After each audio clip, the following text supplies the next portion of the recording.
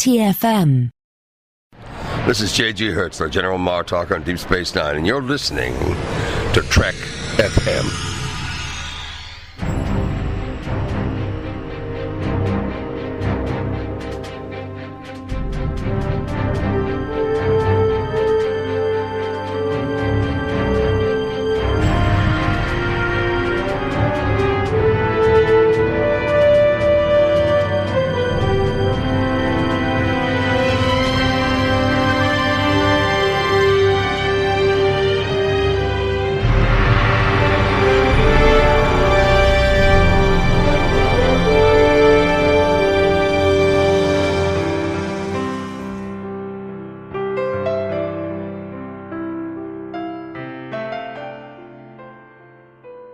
Welcome, Niners, to another episode of The Orb, our dedicated Deep Space Nine podcast. I'm Christopher Jones, and with me, as he always is my esteemed co-host, Matthew Rushing. And Matthew, I have to say, I think your clone is coming along quite nicely. I was just in there peeking at it in the bath. You weren't supposed to look yet. He's not finished. Thank goodness, because otherwise I might get arrested by Odo for peeking into the bath. Yeah, he still looks a little bit like a sea monkey. So, you know, we let it percolate, get a little cuter. Get a little cuter. Oh, the cute clone. That's definitely not an appropriate title for the episode we're going to discuss, the cute clone. That's a reference to the movie Juno. So if anybody ever saw that's something that she mentions in that film. So yeah, anyway. All right.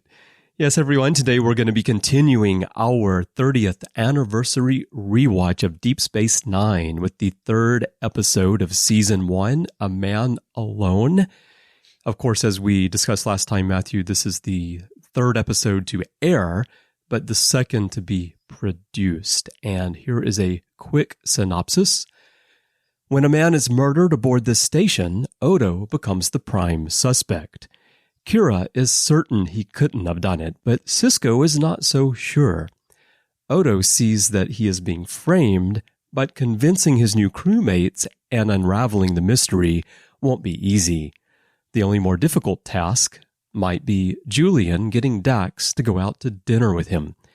So that sums up two of the three plots in this episode, Matthew, which we'll talk about along the way. But why don't we just start out with the Julian and Jadzia flirtation moment? Because I'm sure you have something to say about that.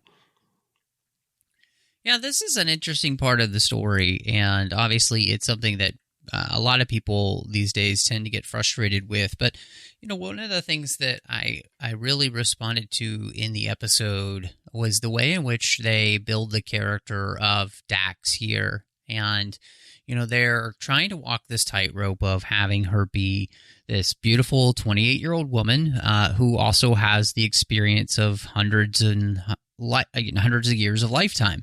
And what that does to a person. And I think what I was fascinated in the episode was the way in which Terry actually walks the line playing Jadzia of not reacting the way a human would to this pursuance by Dr. Bashir, where many, I think, humans would find this kind of obnoxious and annoying for the most part. And there's a little bit of that where she herself is almost struggling with the side of her that can see him as being somebody who's very young, who doesn't, and seeing him for who he is, which is a person who has a very short lifespan and, is very eager, all those kind of things, being the side of her that might be maybe slightly annoyed, but also the part of her then that's also flattered, the 28-year-old who's being pursued,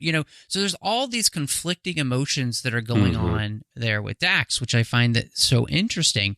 And I think that's one of the things that really gets kind of played out throughout this series, especially in this relationship, which, again, I know a lot of people like to kind of complain about, but I think what it shows is, and it gives us a real insight into Trills, specifically in the way in which they deal with beings who are much younger than they are. Mm-hmm. Trills have a completely different understanding of time and a different understanding of perspective than because of that.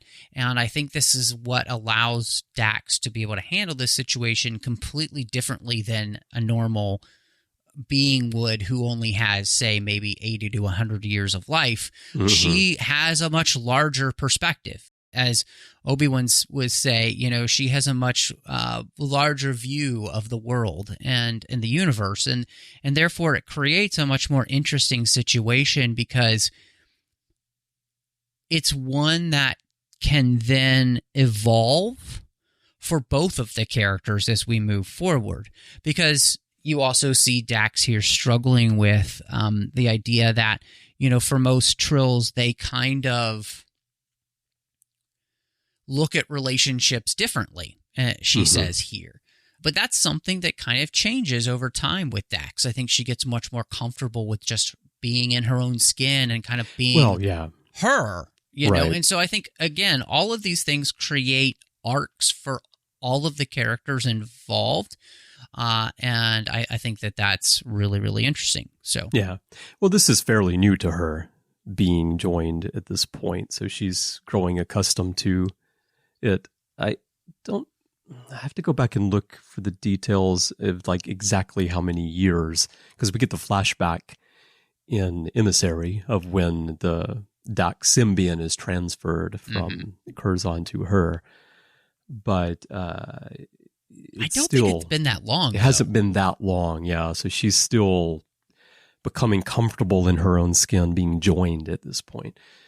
And so, yeah, the point you make there about, she's the 28-year-old woman who may be flattered that Julian is interested in her, but at the same time, she's the 328-year-old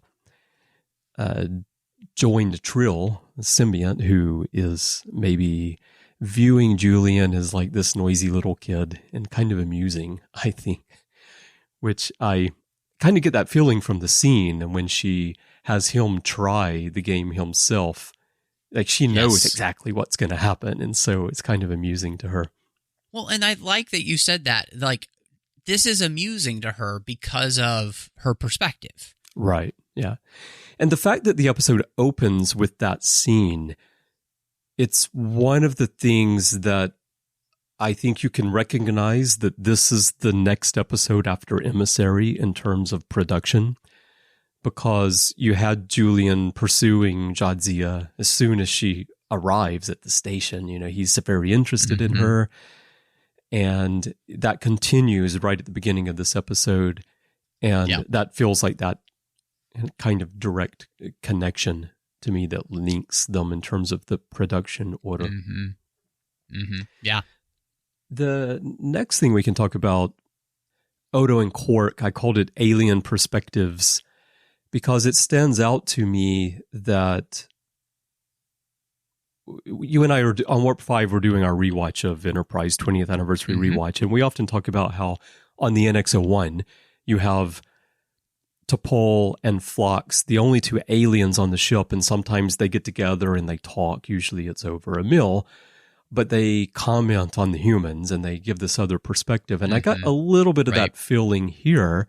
Of course, this was produced long before Enterprise, but it's almost like this is a little bit of an inspiration of that, where you have Quark and Odo and they're watching the O'Briens up there.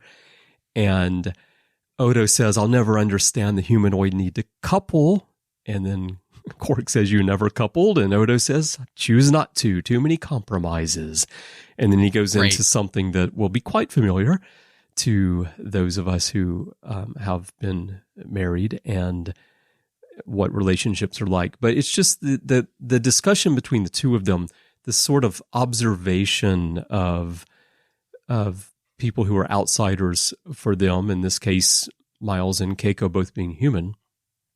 And the other thing that it does that I love is that it it establishes the fact that these two characters, Quark and Odo, have this long relationship history together that predates what we're watching with the arrival of the Federation, and instantly gives us this important background and adds depth to their characters. No, I really agree with that. I think it's one of the things to which obviously makes Star Trek always so interesting is when you have these alien characters who are then able to speak into human existence by commenting on the things to which they find odd, to which we find normal, right? And I love the fact of Odo giving a piece of himself here to Quark, which is so interesting because you wouldn't think that they would have this type of relationship where they would kind of share these very personal details with each other, and yet they're just sitting there talking, and he can't quite understand this idea of, like you said, coupling. And I think what makes this actually really brilliant is that this is setting up in this third episode something to which is going to be absolutely paramount to the character of Odo moving forward. Obviously, as we're watching this in order, we don't realize that. But that's exactly what's going to happen. And I think that's what makes this actually pretty beautiful is that's the case, is that they are weaving a thread here for this character to which we're going to continue to pull on for the entire series. And then we already know a little bit about Ferengi from TNG, but what's interesting here is to watch Quark not really talk about himself or the way in which he views relationships. He's just more interested in then kind of pulling out from Odo in this conversation what he can find out about this character, which he thinks might help him later on. And he's also a bartender, we already know, so he's playing that role of listening. 100%. Yes. Yeah. No, really, really well put there. And so I think that's what makes this very interesting, is to watch that relationship and the ways in which, for all of Odo's powers of, deduction and ability to be mysterious, Quark is able to pull out of him information that he might not readily give up if he was actually really kind of thinking about it. And so again, we see Quark's powers, like you said, is being the bartender. And I think that's great. And so, no, this whole thing is really wonderfully played, and it juxtaposes then, us with another really important distinction between TNG and Deep Space Nine, which is these characters, O'Brien and Keiko, which we've known so long, we're actually going to dig into their marriage here. Yeah. And it is like legitimately one of the most real type conversations that real married people go through. Like, so many married people have moved because of one of the couple's jobs. Yeah. And then the other feels a little bit lost and not sure what they're going to do. And it leaves them in a place that they're not comfortable, and it brings up these type of discussions. So just really good, excellent writing here on all fronts. Well, and what's happening to the O'Briens is something that I see often living in Japan, because, and with things I deal with, the people I deal with related to my work, who are very often expats, business people. It's not always the case, but more often than not the case that the husband in the marriage gets transferred to Tokyo and the wife comes along with them. And then they've had to leave their career, put their career on hold, move over here. And they're in a foreign land where everything is unfamiliar, just like it is for Keiko here, where they're moving to Bajor. And not only has she had to leave the Enterprise, leave her career and all, but she's really like a fish out of water at this point. It's not like they transferred to another starship where she's still within the same system, as before. So that's something that's quite familiar to me. after this, we move on to a conversation with Sisko and Jadzia, which I also love for the same reason that I love the Odo Quark one, which is that the writers are showering us with background information about characters in these little bite-sized moments. It's just an exchange between Benjamin and Jadzia about Asna and Steamed Asna, which I say would be a great name for a band. But they're just talking about this very meaningless thing, which transitioned to them reminiscing about the past. But we learn so much about their long relationship in so few words. And it also made me think, you remember when writers used to actually tell you about the characters? And you got to know the characters? And we're only in the 3rd episode of the series, the 2nd one written, and I already feel like I'm starting to know Quark and Odo and Benjamin and Jadzia and the history of Dax in just this short time. No, this is all throughout this episode of being able to get little bits and pieces of the characters from these conversations. And like you said, you're learning all about the relationship between Dax and Sisko, but you're also learning about Sisko's background, the fact that his father was a chef and used his kids as guinea pigs.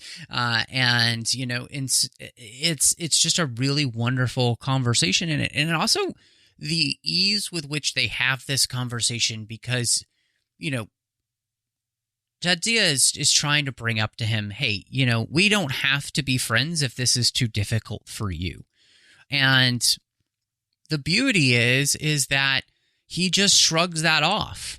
Of course they're going to stay friends. And he does that by just reminding her of their relationship and the depth of it and all of the things they've been through. To him, that is not something that is ever going to go away or that he would want to go away. And so I think there's a real beauty in that. And like you said, I mean, this episode is just kind of rife with all of these little details that we find out about characters that helps you understand some of our major players here in ways that many of the shows take years to do. If they ever do it at all. This is the 3rd episode. Yeah. Well, exactly. Yeah. Exactly. And this is episode 3, right? So that's insane. And as you've mentioned, this was the 2nd one in production. So this is actually the 2nd episode that they had produced. And therefore, that makes it even more interesting that there's so much about these characters that we're learning so quickly. And I think it again lets us know is that they want to cement these characters in our minds because it's almost as if the writers realize, you know, that one of the things that was really difficult on TNG for people was it wasn't the TOS crew, and it took that show a while to find its groove. And that meant it took a while for people to respond to the characters. Part of that had to do with the way the show was written, so that we weren't really learning anything about the characters, so you didn't have anything to gravitate towards.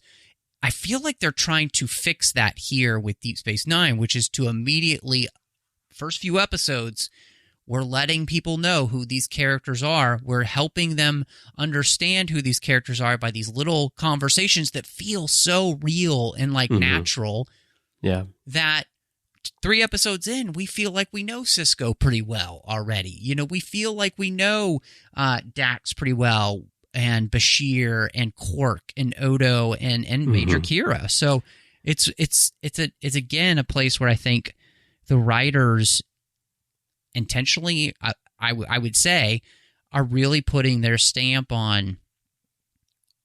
We want people to be able to feel connected to the show more quickly than they did, say, even the Next Generation. Right. Well, and the setting of putting it in a stationary location, the fact that they're not on their way to solve some kind of crisis at the beginning of the episode gives you the time to be able to have these moments in the first place.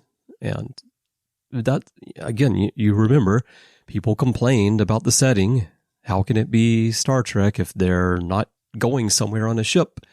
But the writers know that they can do a lot with that setting. Yes. And yes, really delve into the human condition. That's the whole really point of Star Trek, a core point of it anyway. And this, as we move forward through the episode, same thing. We're learning more about Odo when he talks to Sisko. We're learning like his view of justice. So he's head of security on the station, and we're accustomed to that meaning a certain thing in Star Trek.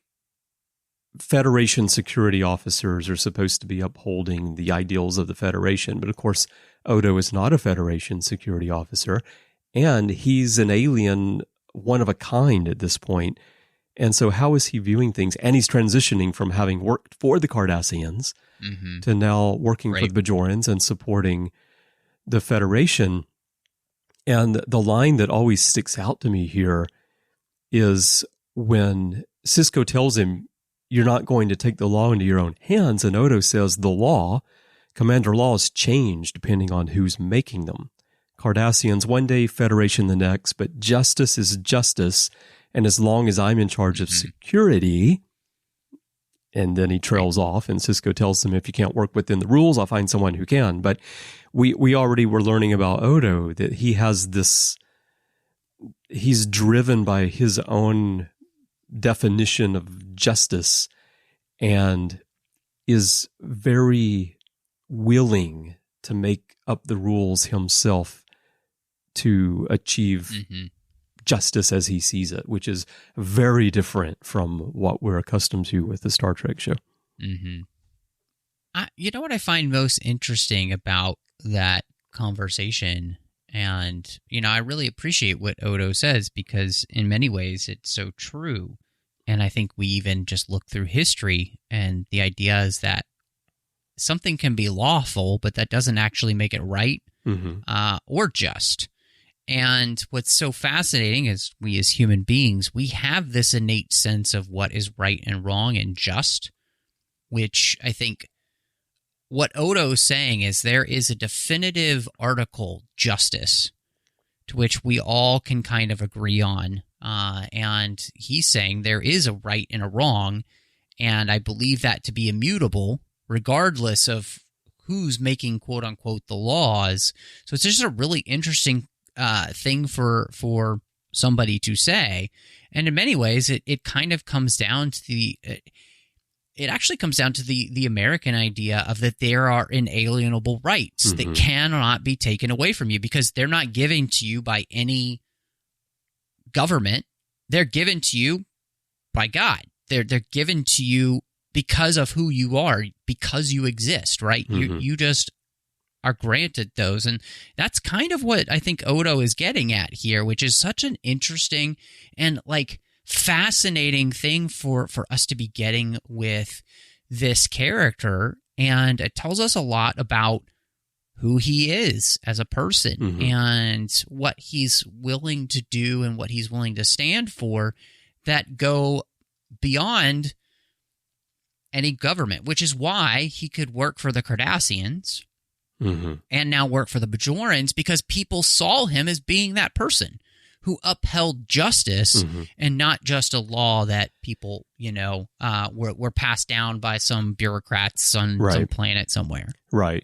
Which implies that, again, watching through, we don't know anything at this point, implies that when he worked for the Cardassians, he did not simply blindly uphold what Gul Dukat or what the Cardassian government wanted. Exactly. He was sort of an outside voice, had an outside view on that.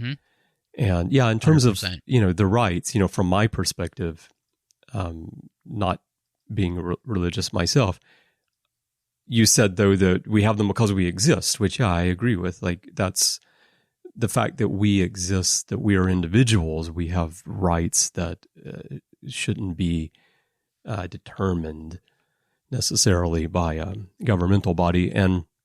But also, just like there are things that might be legal, but it doesn't mean they're right, there are also things that are illegal that probably shouldn't be because some group, a governmental body, has decided to oppress people, which we see in societies around our world as well. So there are, two sides of looking at that. And where Odo is, it's interesting. And it's interesting to set this type of character up at the beginning of the show, because it really does allow them to have someone who, through whom they can explore differing views of not even really Federation and Bajoran or Federation Cardassian, but they're able to actually question the foundational ideas of Star Trek in a way that you couldn't do on a show like The Next Generation, because it just wasn't allowed, because,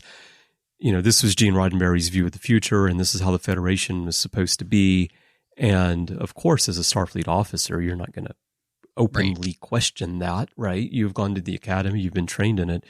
But as viewers, I think especially as you get older and you have more life experience, as viewers, you do look at a lot of the things, even on The Next Generation, and question, like, okay, but I know the episode's telling me this is the right thing, but is it?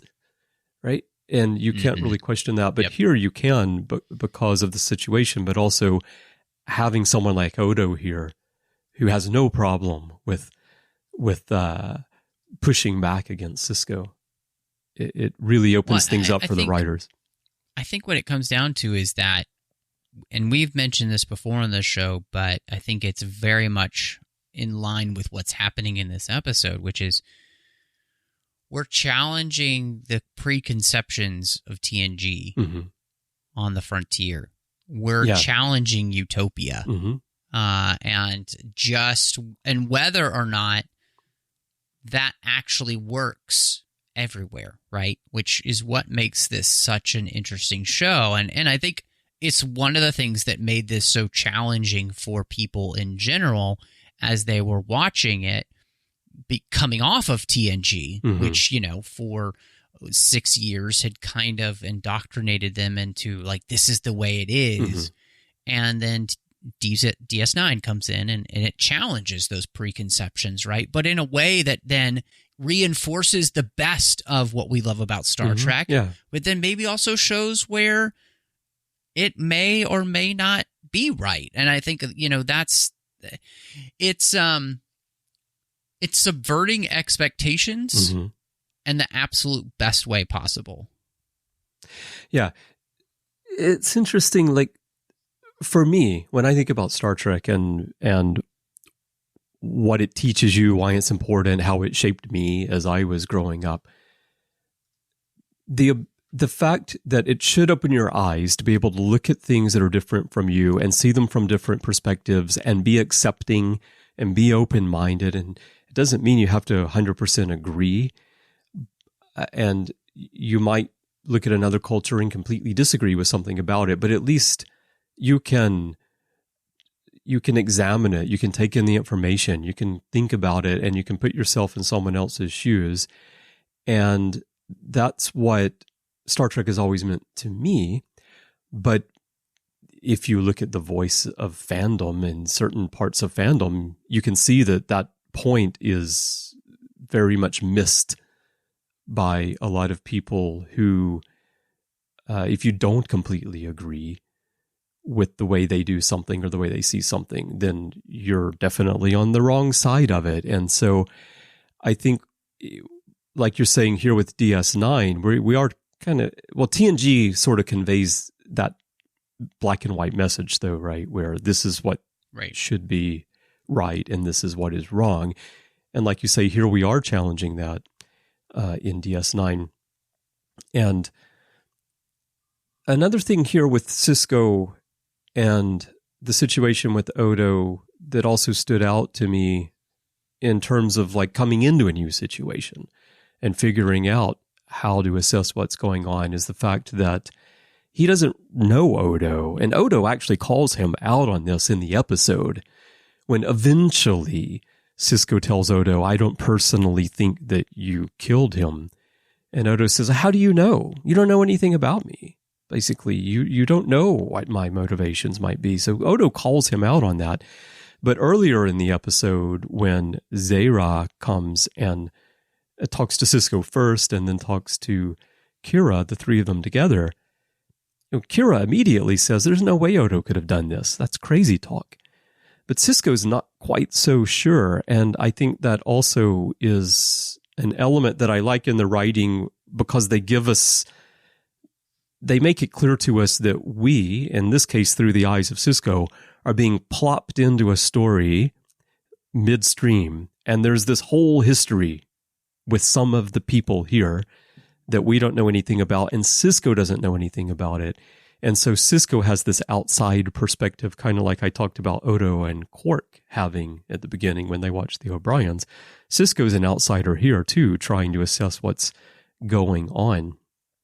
And that is another interesting way of challenging, I think, the way that we think we know how things should be or how they are when we don't. Well, and I think that you saying that, it goes to show that Sisko is willing to give people the benefit of the doubt, but that doesn't mean that he's not willing to question things, and that it's going to be a blind trust in people. He's willing to extend trust, but then you have to continue to build into that. And I think he trusts Odo to a point here, but at the same time, this is a place where Odo has to continue to earn it. And, obviously by the end of the episode, what do we get? We get Odo being able to earn that trust by being proven innocent. Mm-hmm. One other thing I wanted to just chat about a little bit in terms of the story itself is we know what DS9 turns into. Everyone knows it's famously this rather highly serialized take on Star Trek, certainly for its time. And it didn't start out that way. Although on rewatches, I think you and I agree that you can see a lot of the elements being plopped into each episode throughout season one that they can build on. But in the beginning, Michael Piller had said about this episode in particular that they wanted to do A, B, C plots, so have 3 plots in a story, not just A, B, which I think when we watch TV these days, that's not particularly unusual. I've mentioned before my favorite sitcom, News Radio. Most episodes, this was in the mid-90s, even then had ABC plots and sometimes had maybe an occasional D plot in a 30-minute show. But Michael Piller talked about Hill Street Blues, and that he kind of saw DS9 and the station as being like Hill Street, and they could do like Hill Street Blues style storytelling on Deep Space Nine. And he wanted to have these multiple ABC plots going on and kind of weave them together. But importantly, he didn't want it to become like this serialized show. And yet that's what it turned into. And in this episode, the plots are the Odo murder mystery would be the A plot. I'd say the B plot is Keiko and Miles and the struggles they're having with Keiko settling into the station, and then Sisko helping her set up the school. And then the C is it's not a love triangle, but the triangle of interest in question with Benjamin, Sisko, and Bashir and Jadzia, where Bashir thinks that maybe Sisko is interested in Dax and seems to be a little bit jealous. And then they have a conversation together over lunch. But anyway, in terms of I called it a narrative hat trick, but what did you think about Michael Piller's concept here, and especially knowing that the show actually becomes the serialized television that maybe he was trying not to get caught up in at the beginning? It's interesting to me that is his thought process here at the beginning. And I think what makes that difficult for Deep Space Nine, even in the first season, is the fact that this is a show that its exploration is of the universe by not moving, but by allowing the universe to come to it. And therefore, the lives of our characters revolve around more of their day-to-day in a way than has ever been done. And so I think that's the thing that makes this so interesting. And I think I get, I think Pillar is trying to protect what he saw as this Star Trek formula as created by TOS and TNG. And yet, in many ways, I think Deep Space Nine actually begins to mimic the TOS movies more than anything else, where it becomes a more continuous story. 2, 3, 4, and 6, and in some ways even 5 a little bit, all play together as this big story where the characters and everybody's progressing from one place to another. And that's because you had Nick Meyer realize that the genius of Star Trek was the character relationships, not the fantastical adventures that they go on. Those only help build the relationship. And I think that ends up being what the Deep Space Nine writers realize. What people want are these intricate relationships between the characters. And the more that they were given that, I think the more people began to gravitate towards the show. And I think it's why Deep Space Nine, above every other Star Trek show, has had such a robust shelf life on DVD, and then, of course, with streaming where people can binge, because you get sucked in and then you can't stop. Right. Yeah. And one other thing just related to his comments about this episode, I wanted to mention, because we've been talking about this being the second episode produced, but the third aired. And apparently the reason for that is that he felt that this episode was soft and wasn't a sufficient transition from Emissary. I guess the past prologue was stronger to keep viewers hooked as they moved past the pilot. Do you agree with that? I do think that, as we talked about it last week, that past prologue, I think, does a pretty good job of really following on some of the major thematic elements, and therefore is probably stronger in that way. But I think this does a great job of actually following up on the thematic elements from the second week. And so I think that it was a good choice, because I think it really does end up working. And so, which is it.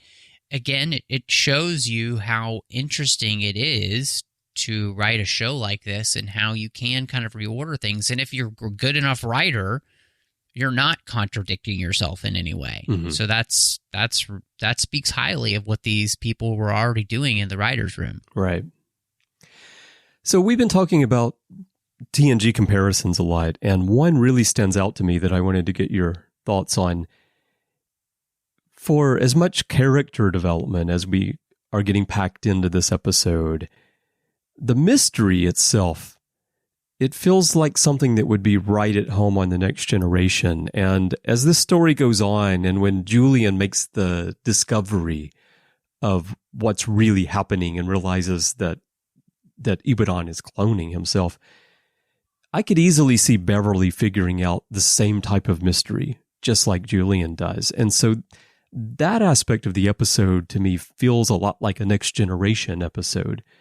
What do you think that says about the series stepping out of the shadows of TNG and finding its own voice here at the beginning? Well, I mean, I think what it does show is that obviously Star Trek had become very formalized and had a formula to go off of, and it was a well-oiled machine at this point. Yeah. And so it was not difficult for them to be able to do this. But, I think what is interesting, though, is that even though some of this show could have taken place on TNG, it's actually much more at home on Deep Space Nine, because it actually is taking into account the relationships of the characters before we even got there, which is something that not quite seen on TNG, right? And much harder to do. And so I think that's one of the strengths of this, is that, yes, some of the elements you could have easily seen, Dr. Crusher be a part of or something like that. But I think at the same time, they do a great job of creating something that actually works better on Deep Space Nine than any of the other shows that they have done. And it would have been very difficult to have someone get murdered aboard the Enterprise and you not really know who might have done it, because there aren't going to be a lot of unfamiliar people roaming around the ship. We hope. Exactly. But you never know. Right. Unless it's Argyle just, rattling around down there. You never know what's going on with that dude. So, that's a deep pull for Trek FM right there. It is. And an even deeper one is that what happened is that Ibadan, he didn't pay his gin bill. And Argyle came out of the Jeffries tubes and went looking for him. So, yeah. Yeah. Rewind about that'll do it. 10 years on the Ready Room and you'll get that reference. But Yep. That's how good we are in this show, Chris. So we remember. I just put my hands right up to your face, just like Spock. Exactly. Remember. Just like it.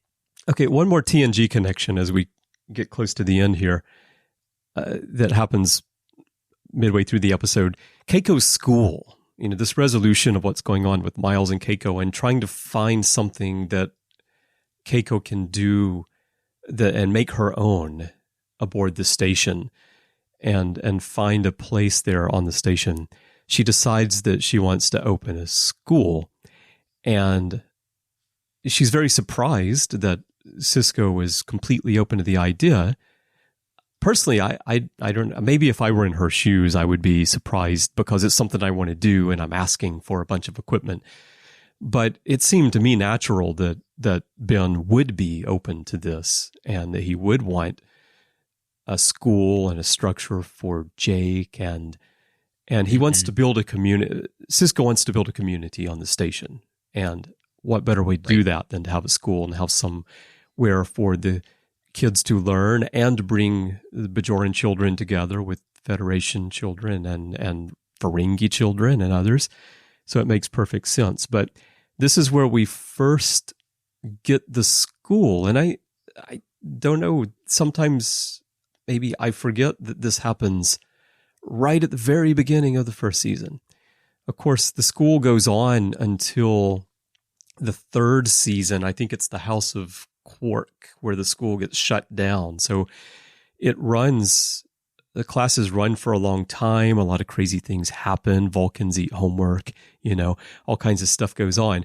But importantly, here in the first season, this is setting up a storyline that will be pivotal for the transformation, I think, of the tone and the voice of the show when we get to the end of the season. Mm-hmm.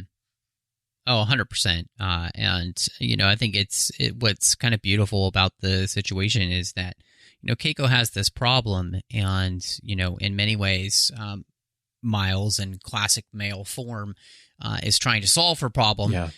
And Willie, she just wants somebody to listen. Mm-hmm. And by her just being observant, she's able to find a way in which she feels that she can be beneficial and feel needed in what she does. Mm-hmm.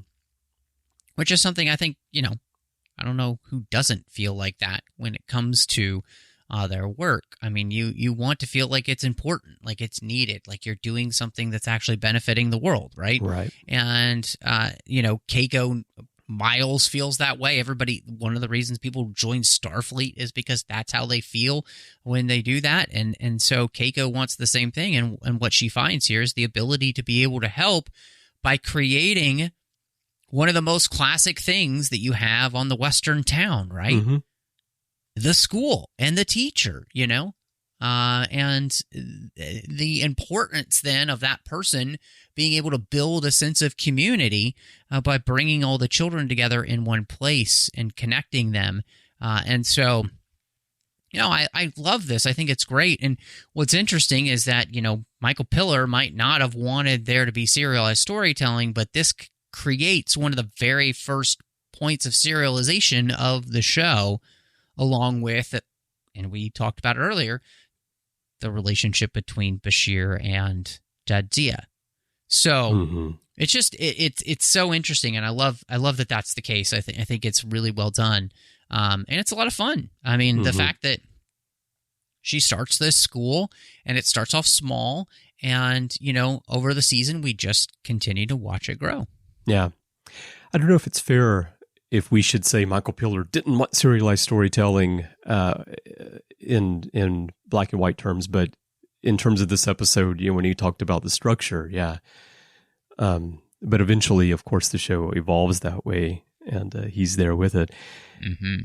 I think I said that later on Vulcans eat homework. Of course, I mean they steal homework, but it would have been very amusing if they ate it. I would have liked to have seen that. That's true. That's true. I mean, there's nothing worse than a Vulcan eating your homework. I mean, everybody knows that happens. It's kind of like, when you have your Sailot eat your homework. Maybe that's what you meant. I think that happens on Vulcan quite often. Yes, sure. It happens a lot. Yeah, yes. Yeah, so, yeah. But yeah, I love the fact that we have this school being set up, and it's a great way to start building Rom's character as well, because we finally get his name here. He was just a Ferengi pit boss, I think, in Emissary. Yep. And he still isn't the Rom we know yet in this episode. His mannerisms and the way he speaks and all, it's not Rom. He's a bit more generic Ferengi, but he is open to some ideas that other Ferengi wouldn't be. And so I think it's a nice start to the character. All right. Well, we've been going quite a long time here. So what are your final thoughts, and what's your rating for this episode? Mm-hmm. I think that this is such a strong episode, and we've talked about this episode before, and we talked a lot about, I think, one of the strongest things, and we didn't go into real depth at all because we had really hit it home there. This episode is one of those on Deep Space Nine, which is consistently relevant and more relevant than ever because of the way in which it deals with the mob mentality, and that these people, they think they know what the evidence is before all the evidence is in. They jump to a conclusion because of that lack of all the evidence, and believing they know what happened, and then demand what they consider to be justice. Right. And then they jump on it because someone else jumped on it, and someone else jumped on it, and it's like a snowball effect, right? Yes. And then facts don't matter anymore. That doesn't sound familiar.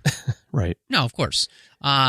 It is sadly one of the most heart-wrenching things to watch this episode and realize that it is more poignant than ever. And so therefore, I think this is a ridiculously strong episode of the series.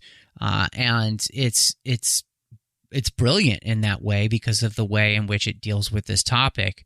And it gives us some great character moments with, Sisko, Jadzia, Bashir, Odo, Quark, a little bit of Kira. And so to me, I give this, I'm going to give this episode actually a good 4.5 out of 5 broken security windows. All right. Well, we've got to get those repaired very quickly. Another task for the most important person in Starfleet history, Miles O'Brien. But yeah, that's right. That's all very well put. And yeah, that is, it does make this episode very poignant today, more so than when it aired, in my opinion.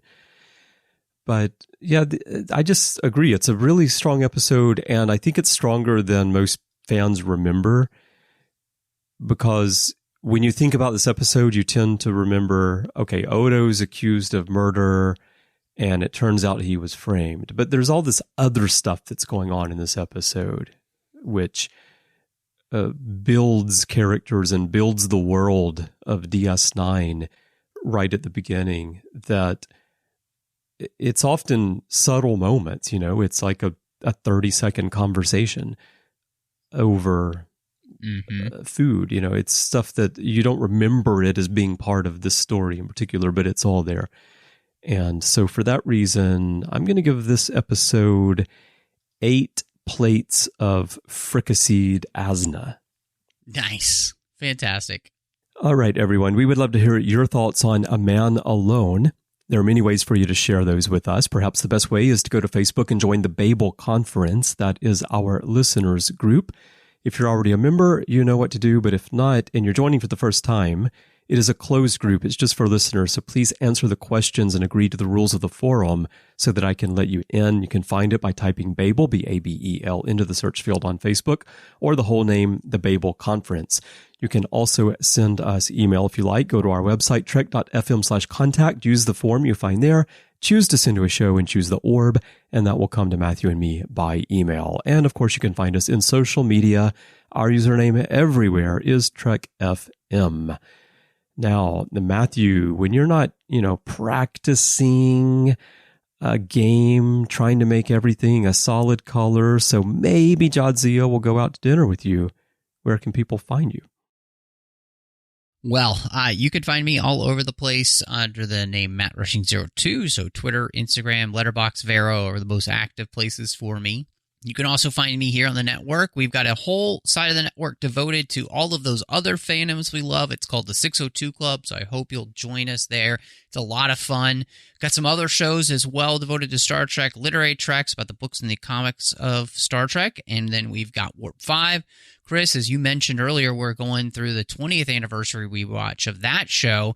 We've got Saddle Up about Strange New Worlds, and I'm so excited that Star Trek Picard is just around the corner with Season 3, and we can't wait to dive into that on the Artificial Tango. Over on the Nerd Party, you'll catch me with 2 shows. One was completed. Already finished that. Drea Kaufman and I talked about every single chapter of the Harry Potter series, one chapter at a time. And then the great John Mills and I are talking about Star Wars each and every week over on Aggressive Negotiations.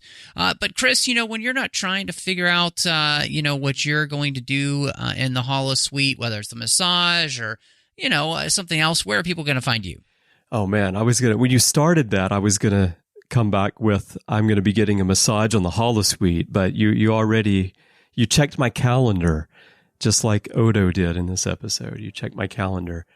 And I'll just say that once I get home aboard a shuttle from Alderaan Spaceport, which is a Star Wars reference on screen in this episode, you can find me talking about all the things on the podcast with you that you mentioned. And I'm looking forward to kicking off the Artificial Tango again, especially coming up here in just a couple of weeks when Picard Season 3 gets rolling. But you can also find me in many episodes of many shows in the back catalog. I've been doing this for more than 12 years now, so there's a lot of Star Trek talk there, so check that out. And if you'd like to chat with me in social media, my username everywhere is C. Bryan Jones, letter C, and Bryan with a Y. Twitter is where I'm most active, and I'd love to chat with you there. And if you would like to help us keep this rewatch and all the other stuff we're doing, all these podcasts going, we could definitely use your help. To find out how to help us, go to patreon.com/trekfm. That's patreon.com/trekfm. It takes a great deal of money to produce and distribute these podcasts and keep them all going. And we wouldn't be here without you. So a huge thank you to everyone who is supporting us now. Thank you so much. And if you're not, I hope you'll consider doing so. Again, patreon.com/trekfm. Well, Matthew, speaking of Babel, we mentioned the Babel Conference. I'm looking forward to talking with you next time about the episode called Babel here on the first season of DS9. Well, Chris, I can't wait to get to that. And of course, thank you to everyone for joining us. And we will see you next time as we gaze into the orb.